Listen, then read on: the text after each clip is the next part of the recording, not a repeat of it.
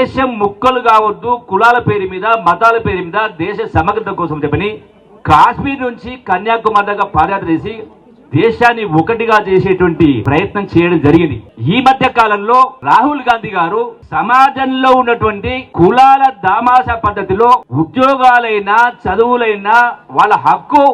కులగణన చేపట్టాలని చెప్పని నిలదించి ఇలా తెలంగాణ రాష్ట్రంలో ఏ విధంగా అయితే కులగణన చేయడం జరిగిందో అదే పద్ధతిలో ప్రధానమంత్రిని మోడీని హెచ్చరిస్తూ దమ్ము ధైర్యం ఉంటే భారతదేశం మొత్తంలో కూడా ఈ కులగణన చేపట్టి బీసీలైన అన్ని కులాల వాళ్ళు కూడా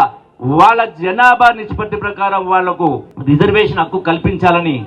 నినదించడం జరిగింది. ఇవన్నీ కూడా తప్పించుకోలేని కార్యక్రమాలు మోడీకి. అందుకనే ఈ కుటుంబం యొక్క ప్రతిష్టను దిగజార్చితే ఈడీలో సిబిఐలో పెట్టి భయపెడతారంటే